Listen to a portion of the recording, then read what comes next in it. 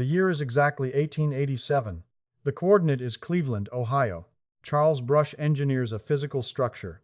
It spans exactly 17 meters. It generates sufficient electron flow to operate his entire house for 20 years. No power bill. No centralized grid. No municipal permission. Atmospheric mass moves. A wheel rotates. A dynamo converts the kinetic energy. A basement of lead-acid batteries reaches maximum capacity.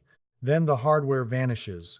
There are exactly 6 wind machines, each engineered for one specific thermodynamic function, the extraction of usable electrical current from atmospheric pressure differentials.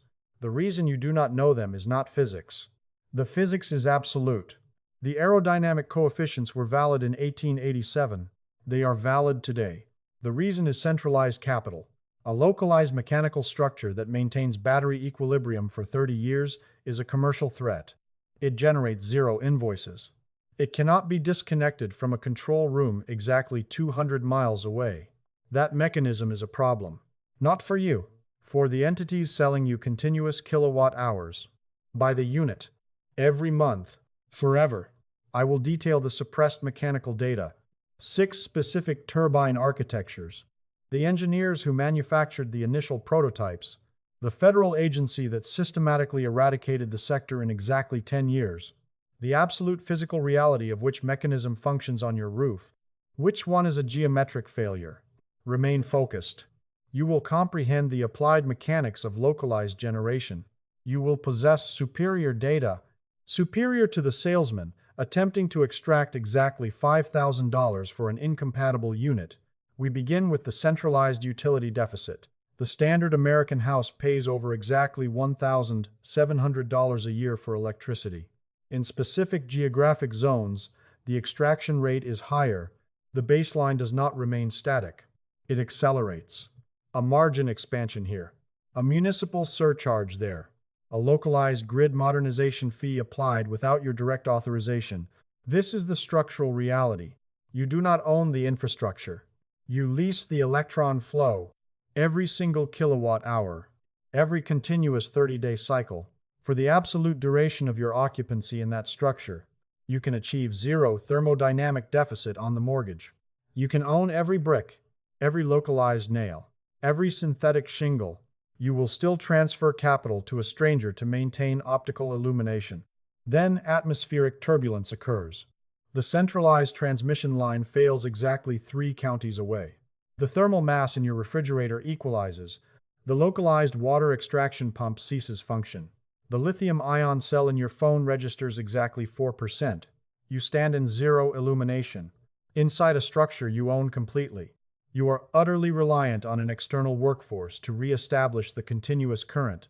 This is a deliberate commercial containment parameter. It is not the historical baseline. A specific chronological window existed, from exactly 1920 to 1945. Hundreds of thousands of American agricultural coordinates extracted their own localized current from the wind. They secured aerodynamic chargers to the roof structures. They maintained parallel banks of glass-cased lead-acid batteries in the subterranean levels. They achieved continuous optical illumination. They operated a radio transceiver, occasionally a mechanical agitator for textile sanitation. There was no centralized utility infrastructure within exactly 50 miles. They achieved absolute energetic independence. Then the mechanical parameter was altered. In the space of exactly 15 years, that localized generation was systematically disconnected. The applied physics did not expire. The rotating mechanisms did not fail the structural load limits. The manufacturing simply ceased. Centralized copper transmission lines generated superior capital accumulation over localized atmospheric extraction. 6 specific mechanical configurations survived. 6 distinct geometric structures to convert moving air mass into continuous electrical current. Each engineered for a specific structural foundation, a specific aerodynamic profile, a specific capital allocation. I will deconstruct the mechanical specifications of all 6. I will cite the precise manufacturing methodologies of the original engineers. You will possess the absolute physical parameters. Configuration 1. The tri-blade horizontal axis mechanism. The standard optical assumption. a rotating aerodynamic mass secured to a vertical lattice. It is oriented directly into the incoming pressure wave. This is the direct mechanical descendant of the Charles Brush installation. The Brush prototype utilized exactly 144-seater airfoils. The rotor diameter measured exactly 17 meters. The dynamo generated exactly 12 kilowatts. The total mass was exactly 80,000 pounds.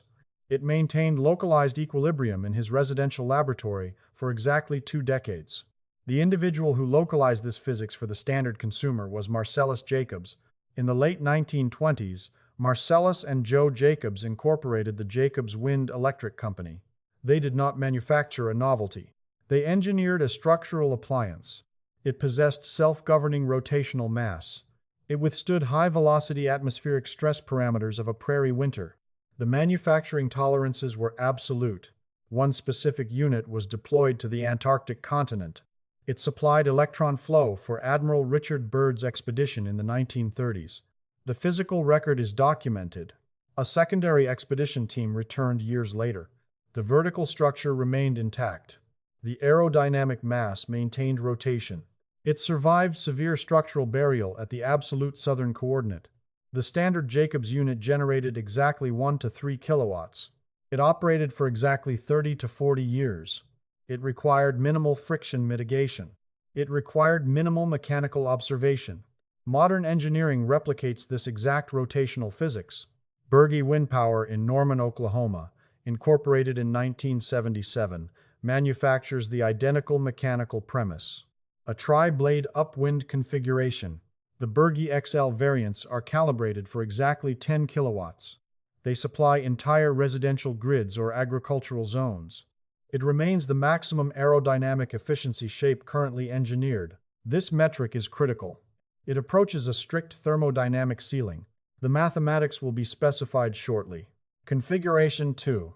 The Savonius rotor. The vertical mechanism resembling a bisected steel drum, 2 opposing asymmetrical surfaces, offset on a centralized vertical axis. Sigurd Savonius finalized the engineering in the early 1920s. He secured the patent before the end of that decade. The physics relies on a fundamental fluid dynamic, aerodynamic drag. The atmospheric pressure exerts superior kinetic force on the concave surface compared to the convex profile. The localized pressure differential initiates rotation. The identical physics dictate the anemometer cups on a standard weather station. The Savonius configuration does not maximize thermodynamic extraction. It possesses 3 mechanical advantages. It initiates rotation at minimum atmospheric velocity. It requires 0 directional orientation. It omits the tail structure. It omits the mechanical yaw bearing. It generates negligible acoustic output. It operates at low rotational velocity. It is nearly impervious to structural failure. It requires a specific application. It extracts localized water. It maintains charge equilibrium in small lead-acid cells. It operates on a roof in a turbulent municipal zone, where fluid dynamics dictate swirling vortices rather than linear kinetic streams. For these specific parameters, the Savonius is absolute. Configuration 3. The Darrieus rotor. The geometry mimics an elliptical curve rotating on a vertical plane. A French engineer named Georges Darrieus registered the United States patent in exactly 1931. The physics deviate entirely from the Savonius model. It abandons aerodynamic drag. It utilizes aerodynamic lift, the precise fluid pressure differential that elevates a commercial aircraft chassis, applied to vertical airfoils, accelerating through a centralized vertical axis. The Darrieus configuration achieves superior thermodynamic efficiency over the Savonius. The extraction coefficients approach the standard tri-blade horizontal units. During the petroleum supply deficits of the 1970s and 1980s, Sandia National Laboratories in New Mexico initiated structural testing. They analyzed large-scale Darrieus architectures. They published the foundational engineering data. This exact mathematics dictates modern vertical axis mechanics today. The Darrieus model possesses a documented mechanical failure point. The standard configuration cannot achieve self-starting rotation. The airfoil velocity must reach a critical threshold before the lift coefficient engages. It requires external kinetic input to initiate the rotation cycle. Engineers frequently integrate a microscale Savonius rotor on the shared central shaft.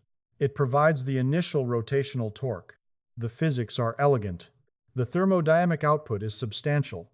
The operational parameters are highly volatile. Configuration 4. The helical vertical turbine. The geometry mimics a double helix structure, spiraling up a centralized vertical mast. This is the immediate engineering evolution of the Darrieus physics. By morphing the vertical airfoils into a continuous helix, fluid dynamicists eliminated two structural deficits simultaneously. The helical rotation guarantees a section of the airfoil constantly intersects the optimal aerodynamic angle of attack. This neutralizes the pulsing mechanical torque. It permits rotational initiation at lower atmospheric velocities. The continuous swept area reduces acoustic disruption. It minimizes harmonic vibration transferring to the structural foundation. This is the specific mechanism installed on modern commercial structures, on maritime vessels, on municipal street lamps during infrastructure pilot studies. It is engineered to absorb atmospheric turbulence.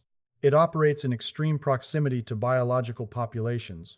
The raw thermodynamic output will never match a high-elevation horizontal tri-blade unit.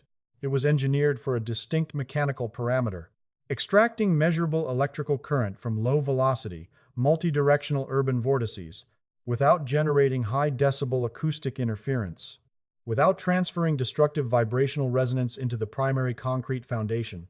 Configuration 5.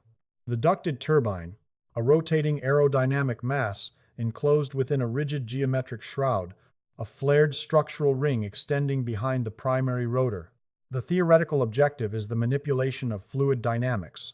The internal geometry of the shroud artificially accelerates the incoming atmospheric pressure wave. It compresses the fluid velocity through the centralized mechanical throat. The expanding rear profile generates an artificial low-pressure void. This induces a continuous aerodynamic draft. The technical classification is a diffuser-augmented turbine. A compact rotor operating within an engineered shroud theoretically extracts the kinetic equivalent of a massive, unshielded mechanism. The theoretical physics are structurally sound. Commercial engineering entities have pursued the specific fluid dynamics for decades. The physics collide with absolute economic constraints. The shroud structure generates massive static weight. The material acquisition cost is high. The entire reinforced assembly requires a heavy-duty yaw mechanism to track the incoming velocity vector. The marginal thermodynamic gains fail to offset the baseline capital expenditure for a residential foundation. This is categorized as a high-efficiency consumer solution. It is not a consumer solution. It is an economic miscalculation. This specific architecture achieves maximum efficiency within simulated thermodynamic software. It achieves maximum efficiency on laboratory load sensors. It demonstrates absolute structural failure in a standard residential deployment. Every mechanism analyzed intersects a strict physical absolute. It is the defining mathematical parameter in this sequence. In exactly 1919, German physicist Albert Betz formalized an absolute thermodynamic boundary. No rotational mechanism can bypass it. No future architecture will bypass it. A localized extraction geometry cannot harvest more than exactly 59.3% of the kinetic energy intersecting its swept area. Physicists define this. The Betz limit. The fluid dynamics dictate a strict mechanical outcome. If a rotor absorbed 100% of the kinetic energy, the atmospheric mass would cease velocity entirely. It would halt directly behind the trailing edge. Static atmospheric mass creates an absolute blockage. The incoming velocity vector would collide with a static pressure wall. The aerodynamic flow jams. A mandatory percentage of the atmospheric mass must maintain forward velocity. It must exit the localized system. Betz derived the exact thermodynamic maximum. Wusherjo, 3%. No commercial vendor alters this. No patent application overrides it. Functional, real-world mechanical units achieve exactly 40 to 50% kinetic extraction. The structurally accurate manufacturers publish this precise data. Memorize this parameter. Wusherjo, 3%. The physics applied in 1919. The physics applied today. This absolute ceiling redefines commercial interactions. A localized vendor promising unlimited electron flow from a minimal geometric box is not selling applied mechanics. They are selling an economic fiction. The structural analysis dictates an immediate data transfer. We are at the midpoint of the mechanical breakdown. You now possess the precise variables most biological observers ignore. You comprehend the localized generation parameters. You hold superior thermodynamic data to the standard consumer entering a retail energy facility. The 6 architectural configurations. The strict division between aerodynamic lift and localized drag. The absolute mathematical ceiling governing the entire kinetic system, recognizing the geometric structures does not equate to physical deployment. You require the specific operational protocols. You must size the mechanism. You must site the foundation. You must vertically elevate the heavy mass above your specific terrestrial coordinates. It requires precise velocity minimums. It requires exact elevation clearances to bypass the turbulent fluid layers near the terrestrial surface. It requires precise load capacities for the lead-acid cells. It requires exact voltage thresholds for the charge controller. It requires specific copper gauge wiring. It requires municipal authorization. It requires spatial zoning compliance. Minor engineering deficits generate massive capital loss. I compiled the absolute mechanical data, every structural measurement, every voltage threshold, the exact sequential deployment parameters, a singular, zero-friction manual, no theoretical fluff, no commercial exploitation. To initiate a thermodynamic localized system, start at that absolute baseline. Configuration 6. This architecture fractures the standard mechanical parameters. The bladeless mast. The terminology is absolute. It possesses 0 aerodynamic airfoils, 0 rotational mass, 0 visible kinetic spinning. It is a vertical cylinder. It is physically anchored to a concrete foundation. When the atmospheric pressure wave intersects the structure, it does not rotate. It oscillates. It sways on a linear axis. Vortex Bladeless in Madrid engineered the primary iteration. The structural testing began in exactly 2014. The applied mechanics isolate a highly specific fluid dynamic. It is the identical physical parameter that induces catastrophic structural failure in reinforced concrete. Atmospheric velocity intersects a static geometric column. The fluid stream shears into alternating vortices of low-pressure voids. First on the left vector, then the right vector. Fluid dynamicists define this exact sequence. Vortex shedding. The alternating pressure voids exert lateral kinetic force. The structure moves. If the frequency of the fluid vortex aligns perfectly with the natural oscillation frequency of the static mast, the kinetic energy compounds, the structural deflection multiplies. Physicists define this. Resonance. It is the exact mechanical overload that obliterated the Tacoma Narrows Bridge in exactly 1940. The bladeless mechanism isolates that catastrophic resonance. It applies the destructive oscillation parameters intentionally. It translates the lateral sway into continuous electron flow. A localized alternator rests at the base plate. The mechanical advantages are strict. 0 airfoils generates near zero acoustic output. It eliminates avian impact vectors. It minimizes the physical deterioration of moving components. The maintenance requirement drops. The structural deficit is mathematical. The kinetic extraction falls significantly below an equivalent vertical tri-blade unit. The technology remains strictly developmental. It is a localized engineering experiment. It is not an optimized kinetic appliance.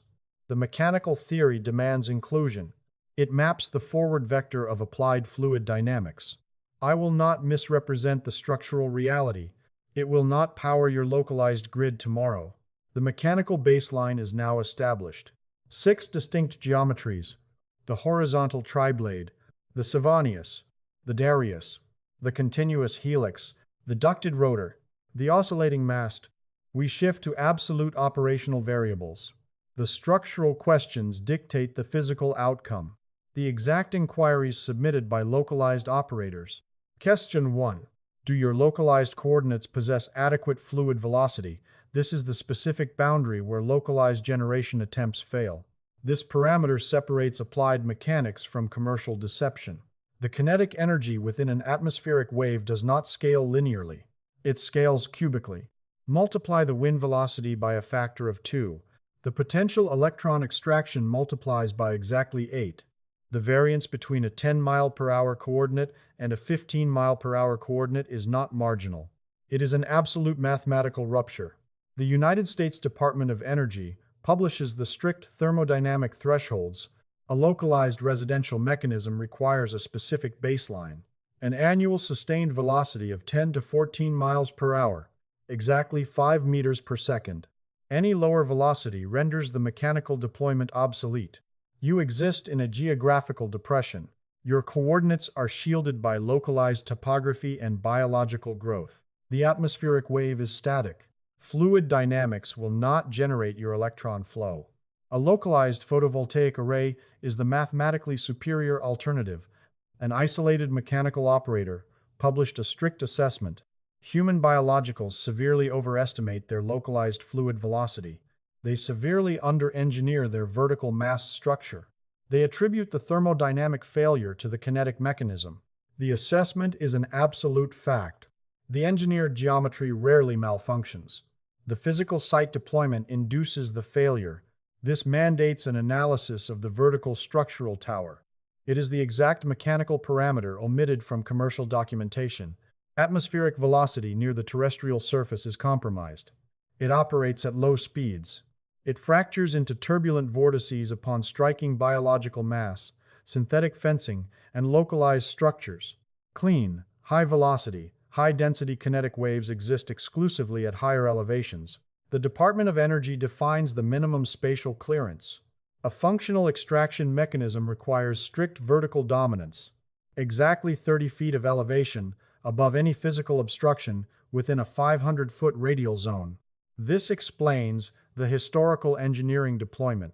The original Jacobs mechanisms operated atop massive steel lattice structures. They were not bolted to agricultural timber frames. An aerodynamic rotor on an inadequate vertical mast in a turbulent fluid zone is categorized as an aesthetic addition. It is not an aesthetic addition. It is a kinetic failure. The identical rotational mass on an engineered lattice structure becomes a localized power plant. The vertical mast is not the secondary mechanical component. The vertical mast is the entire structural endeavor. Question 2. Acoustic output. Will the localized decibel generation overload the biological receptors of adjacent populations? The exact outcome depends on the architectural geometry and the specific airfoil tip velocity. A high-velocity tri-blade mechanism generates a rhythmic acoustic pulse. Specific human nervous systems habituate to the frequency in exactly 7 days. Other biological observers process the sound as an infinite mechanical intrusion. The low-velocity vertical axes function differently. The Savonius and the continuous helix emit a heavily reduced acoustic signature. The oscillating bladeless mast approaches 0 decibels. Spatial proximity to adjacent biologicals requires strict mechanical calculation. It represents the primary vector for localized friction. It escalates to municipal legal action. Question 3. The capital expenditure. The economic metrics must be explicitly stated. This data stream rejects theoretical economics. A micro-scale aerodynamic rotor. The mechanical descendants of the historical wind charger variants. The acquisition cost remains mathematically minimal, exactly a few $100s. It provides sufficient electron flow to maintain optical illumination and localized radio transceivers. The wind charger company provides the historical baseline. Founded by the Albers brothers in Sioux City, Iowa. The year was exactly 1927. They manufactured simple 6-volt mechanical units. The acquisition cost was exactly $15. They integrated the physical mechanism with Zenith radio receivers. The objective was localized audio data transmission outside the centralized grid. That minimum economic parameter is absolute. The parameters scale violently for total residential generation. A heavy mass kinetic rotor. An engineered vertical steel lattice. The subterranean concrete foundation. The continuous voltage inverter. The localized lead-acid chemical array. The required municipal permits. A structurally sound mechanical assembly. This constitutes a multi-$1,000 capital transfer. A massive 10-kilowatt mechanism demands an investment scaling into exactly 5 figures. The geometric extraction device remains the lowest economic variable. The vertical mast. The massive copper wiring gauges. The specialized physical labor. These components consume the capital. A commercial entity suppressing this economic reality is operating against your localized survival. Question 4. The mechanical duration. This parameter validates the kinetic extraction model. The original Jacobs mechanisms maintained continuous rotation for exactly 30 to 40 years. The baseline physics are structurally minimal. A rotating mass. A magnetic generator. Steel ball bearings. A directional tail fine. There is zero carbon combustion. Zero continuous fuel injection. Nothing chemically exotic. It requires standard friction mitigation. It requires conductive brush replacement. It requires visual inspection of the aerodynamic surfaces. It requires tension checks on the vertical mast cables. And engineered turbine functions for decades. That is the exact mathematical objective. It is also the specific commercial failure. A localized mechanism that operates for exactly 40 years without generating an invoice is an economic disaster. It is a disaster if your centralized utility sells continuous electron flow by the month. This is the suppressed mechanical timeline, the specific chronological sequence from exactly 1920 to 1945. Hundreds of thousands of American agricultural coordinates extracted kinetic power. Centralized utility operators calculated the spatial distances between biological units. They analyzed the material acquisition costs. Stringing heavy copper wire to a localized dirt road yielded a negative economic coefficient. They abandoned the spatial zones. The rural sectors remained in absolute zero illumination. The human operators engineered a mechanical response. They installed localized wind chargers. They assembled parallel banks of lead-acid chemical batteries. They achieved structural independence. Then the federal parameter shifted. In exactly 1935 and 1936, the United States government established the Rural Electrification Administration. The physical reality requires absolute precision. The REA initiated a massive structural deployment. It distributed continuous electron flow to isolated biological units. It elevated the baseline living parameters. The consequence was absolute. The REA deployed heavily subsidized copper transmission lines. The localized wind charger manufacturing sector collapsed entirely. Almost instantly, a human operator will not perform friction mitigation on a vertical turbine. A human operator will not maintain chemical battery equilibrium. Not when heavily subsidized. Continuous grid voltage terminates directly at the property line. Within exactly 15 years, the Jacobs infrastructure vanished. The entire manufacturing ecosystem dissolved. Not due to a mechanical deficit. The physics remained intact. The localized systems were overwritten. They were overwritten by a subsidized, metered transmission model. The moment the copper wire penetrated the residential structure, the parameter became permanent. You ceased mechanical generation. You initiated infinite capital transfer. Every motorized appliance was re-engineered. It required a standardized wall outlet. It required the centralized grid. It required the external electrical meter rotating on the exterior wall. This is categorized as technological progress. It is not technological progress. It is the absolute centralization of a commercial dependency. There is zero infinite revenue in a machine purchased once. A machine that extracts kinetic energy for exactly 40 years. There is infinite capital accumulation in a copper wire. A wire that extracts monthly currency from the biological operator until physical expiration. The atmospheric pressure wave maintained constant velocity. The mathematical coefficients remained rigid. Albert Betz, exact limit of 50 no. 3% was valid in exactly 1960. It was valid in exactly 1920. We simply terminated the manufacturing sequence. We eliminated the applied physics from standard biological education. The localized map must be drawn. I will not distribute theoretical falsehoods. If you occupy an open terrestrial coordinate, the plains, a geological ridgeline, a coastal boundary, a specific coordinate where the fluid dynamics physically warp the plant growth, where the atmospheric velocity is continuous.